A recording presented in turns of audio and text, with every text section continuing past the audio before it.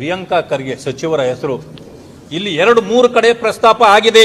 ಈ ಲೆಟರ್ ಅಲ್ಲಿ 7 ಪುಟಗಳಲ್ಲಿ ದಾಖಲೆ ಕೊಡಿ ಅಂದ್ರೆ ಎಲ್ಲಿಂದ ಇನ್ನೇನು ದಾಖಲೆ ಬೇಕು ನಿಮಗೆ? ಮಾನ್ಯ ಮುಖ್ಯಮಂತ್ರಿ ಈಗ ತಾನೇ ಹೇಳಿದ್ದಾರೆ, ಯಾವುದೇ ಕಾರಣಕ್ಕೆ ಅಲ್ಲಿ ದಾಖಲೆ ಇಲ್ಲ, ನಾವು ಅವರನ್ನ ಸಚಿವ ಸ್ಥಾನದಿಂದ ಕೈ ಬಿಡ್ತಕ್ಕಂಥ ವಿಚಾರ ಉದ್ಭವ ಆಗೋದಿಲ್ಲ ಅಂತ. ನಮಗೆ ಮೊದಲೇ ಗೊತ್ತಿದೆ ಮಾನ್ಯ ಮುಖ್ಯಮಂತ್ರಿಗಳೇ, ನಿಮಗೆ ಧೈರ್ಯ ಇಲ್ಲ ಅನ್ನೋದು ನಮಗೆ ಗೊತ್ತಿದೆ. ಯಾಕೆ ಅಂತಂದ್ರೆ ಆ ಸಚಿವರ ತಂದೆಯವರು ಎಐಸಿಸಿ ಅಧ್ಯಕ್ಷರು. ನೀವು ಇದಕ್ಕೆ ಕೈ ಹಾಕಿದ್ರೆ ಅವರು ನಿಮ್ಮ ಬುಡಕ್ಕೆ ಕೈ ಹಾಕ್ತಾರೆ ಅನ್ನೋ ಭಯ ಇದೆ ನಿಮಗೆ. ನಿಮ್ಮ ಸ್ಥಾನ ಹೋಗ್ಬಿಡ್ತದೆ ಅನ್ನೋದು, ನೀವು ಕುರ್ಚಿಗೆ ಅಂಟಿಕೊಂಡ್ಕೊಳ್ತಿರೋರು, ನಿಮ್ಮ ಕುರ್ಚಿಯ ಭಯ ನಿಮ್ಮನ್ನ ಕಾಡ್ತಾ ಇದೆ. ಅದರಿಂದ ಇದು ಹೇಳ್ತಾ ಇದ್ದೀರಿ. ಒಂದು ಸಮಯ ನಿಮಗೆ ಭಯ ಇಲ್ಲ ಅಂದ್ರೆ, ನಿಮಗೆ ತಾಕತ್ತಿದ್ರೆ ಇನ್ನೇನು ನಿಮಗೆ ಬೇಕು?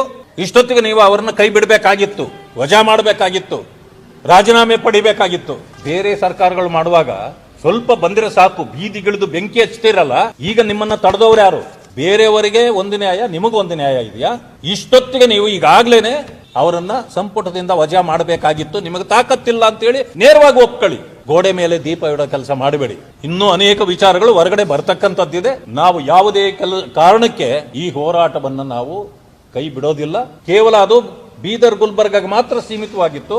ನಿಮ್ಮ ಉದಾತ್ತತನದಿಂದ ನೀವು ಮಾಡ್ತಾ ಇರತಕ್ಕಂಥ ಈ ಕಾರ್ಯದಿಂದ ಇಡೀ ರಾಜ್ಯಕ್ಕೆ ಮತ್ತು ದೇಶಕ್ಕೂ ಈ ಸಮಸ್ಯೆ ದೊಡ್ಡದಾಗಿ ಉದ್ಭವಿಸ್ತದೆ ಅಂತಕ್ಕಂಥ ಮಾತನ್ನು ಹೇಳಲಿಕ್ಕೆ ನಾನು ಬಯಸ್ತೇನೆ.